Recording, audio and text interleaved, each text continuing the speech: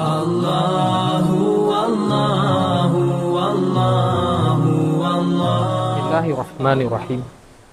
Assalamualaikum warahmatullahi ta'ala wabarakatuh. Alhamdulillahirabbil alamin.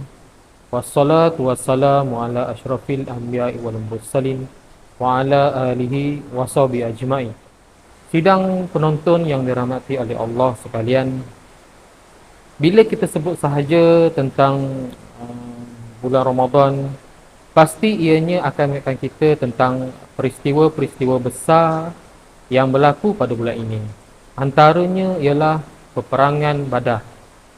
Peperangan yang tercetus di antara tentera umat Islam pimpinan Nabi Muhammad sallallahu alaihi wasallam menentang tentera kafir Quraisy yang diketuai oleh Abu Jahal.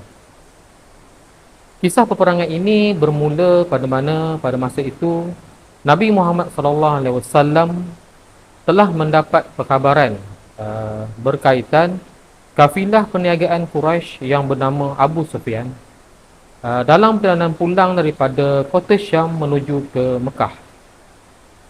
Di kesempatan itu, Nabi Muhammad sallallahu alaihi wasallam bersama-sama dengan para sahabat telah menuju ke Badar bertujuan untuk mengambil semula harta mereka yang telah dirampas sebelum ini. Kisah perjalanan Nabi ke Badar telah sampai ke pengetahuan Abu Jahal. Abu Jahal dengan segera menyiapkan bala tenteranya dan bersiap sedia untuk menyerang umat Islam pada ketika itu.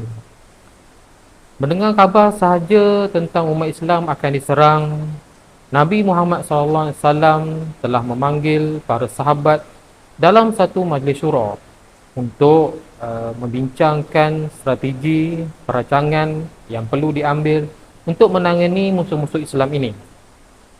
Pada masa yang sama, para sahabat telah berikrar, berjanji taat setia akan bersama-sama dengan Rasulullah dalam peperangan tersebut sehingga ke akhirnya. Pada tanggal 17 Ramadan, bersamaan pada pagi Jumaat, berlakulah pertempuran di antara kedua-dua belah pihak. Nabi Muhammad SAW dalam peperangan tersebut telah mengambil pendekatan dengan hanya bertahan dan kadang-kala sekali-sekala sahaja melancarkan serangan apabila ada peluang. Dalam masa yang sama juga, Nabi Muhammad SAW tidak putus-putus berdoa kepada Allah Subhanahu Wa Taala agar diberikan pertolongan, diberikan bantuan agar baginda bersama-sama dengan umat Islam mencapai kemenangan dalam peperangan tersebut. Akhirnya, keberkatan Nabi, doa yang tidak putus-putus, kesabaran Nabi, Allah Subhanahu Wa Taala telah mengabulkan doa Nabi dengan menghantar, mengutuskan para malaikat membantu Nabi bersama-sama dalam peperangan Badar tersebut. Akhirnya, kemenangan yang dinanti-nanti telah tercapai.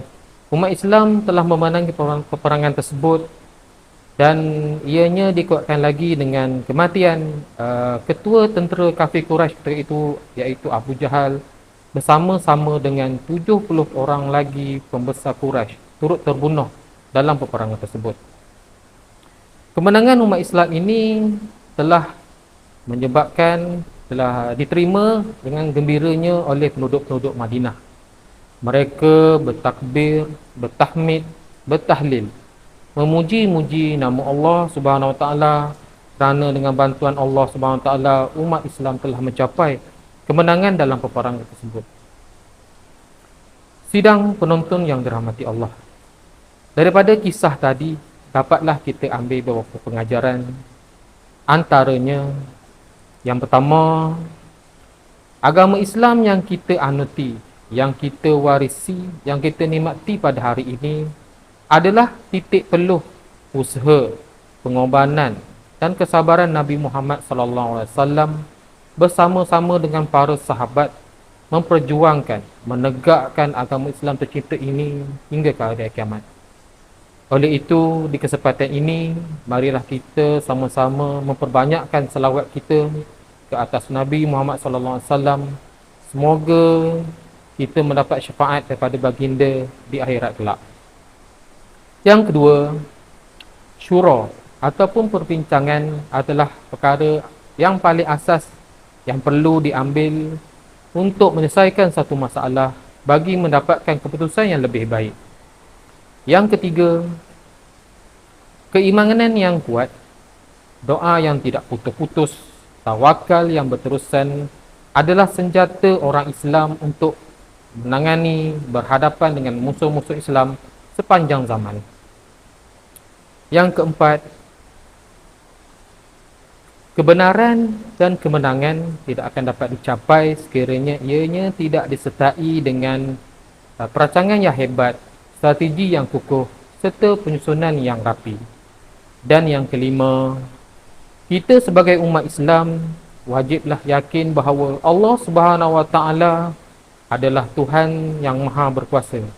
Dialah penentu segala-galanya. Oleh itu, marilah kita meningkatkan keimanan kita dengan melakukan perkara yang disuruh dan meninggalkan perkara yang dilarang. Sidang penonton yang dirahmati oleh Allah sekalian, daripada sedikit perkongsian kisah tadi, marilah kita sama-sama mengambil pengajaran dan iktibar untuk kita amalkan dalam kehidupan kita. Semoga apa yang kita amalkan menjadikan kita insan yang bertakwa dan yang beramal soleh. Seterusnya kehidupan kita diredai olehnya sehingga ke hari akhirat, insya-Allah. Akhir kata, yang baik itu datang daripada Allah, yang kurang baik itu datang daripada kelemahan saya sendiri. Sehingga berjumpa lagi. Wabillahi taufiq wal hidayah. Assalamualaikum warahmatullahi taala wabarakatuh.